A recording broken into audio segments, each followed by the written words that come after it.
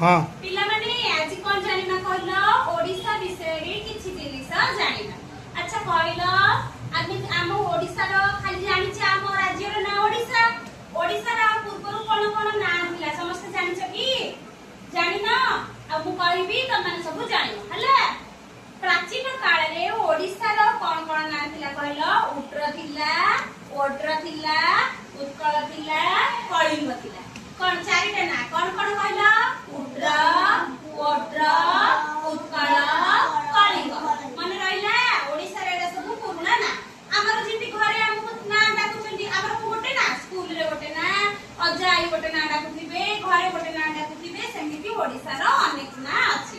अच्छा कहलो हमर ओडिसा केबे स्वतंत्र प्रदेश बोली घोषित होइतिला एप्रिल 1 तारिख एप्रिल 1936 मसिया एप्रिल 1 तारिख रे ओडिसा गोटे स्वतंत्र प्रदेश बोली घोषित होइतिला। बुझियला त तापरे मते कुआ कटकर प्राचीन ना कोन थिला जो कटक नुह तार गोटे पुराना ना थिला कोन थिला वाराणसी कटक कोन थिला वाराणसी कटक। अच्छा कटक शहर किए प्रतिष्ठा करथिले जानि छटी नृपकेशरी किए नृपकेशरी कोणार्क मंदिर किए प्रतिष्ठा करथिले लांगुडा नरसिंह देव। अच्छा कोणार्क मंदिर रो गोटे मुंडी भरा हेतिला ताकू किए मारथिले कहला धर्मपद किए धर्मपद। नौक दुर्भिक्ष मराइतिला जो समय रे पिले माने कहीं खाद्य खाइबा को पाउ नथिले समस्त पूरा विकल रे खाद्य पाई हाहाकार बढ़ी जाइतिला। केबे हेतिला जानछ सेटा 1866 मसिया रे केबे 1866। अच्छा पिले कहिला हमर जो कोन कहिला आमे हमर गोटे गोटे जिल्ला अछि जहा कि गोटे गोटे क्षेत्र रूपे परिचित हेछि।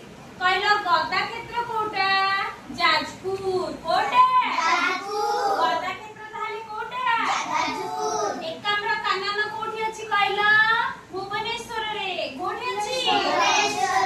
तुलसी क्षेत्र कोटा केंद्रापड़ा कोठी कोठा कोठी केंद्रापड़ा। की पूजा होचंदी कहिला सेठी बलभद्र हमर जो जगन्नाथ बलभद्र सुभद्रा अछंती से भितरु बलभद्र हमर पूजा पाउछन कोठी केंद्रापड़ा रे।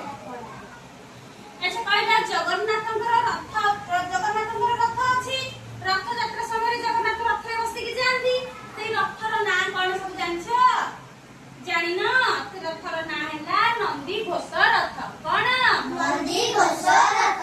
बलभद्रଙ୍କ रथर नाम कोन बलभद्रଙ୍କ रथर नाम कोन जानछ ताଳ ध्वज रथ कोन ताଳ ध्वज रथ। अच्छा सुभद्राଙ୍କ रथर नाम देव दळन कोन देव दळन कोन देव दळन। अच्छा कहला देखी हमर पुरी को कोन क्षेत्र कहजे पुरी को कोई क्षेत्र कहजे पुरी को कोई क्षेत्र कहजे जानि ना शंख क्षेत्र कोटा शंख क्षेत्र। अच्छा हमर अर्क क्षेत्र कोटा कहला कोणार्क कोटा कोणार्क। मने रहिला समस्त गरटी मने रहिला एतिकी हां आउ गोटे जानिबा हमर मंदिर मालिनी शहर कोटा कहला भुवनेश्वर। भुवनेश्वर रे खाली मंदिर अछि हैला तेनु ताकू कोन कहै जायछि मंदिर मालिनी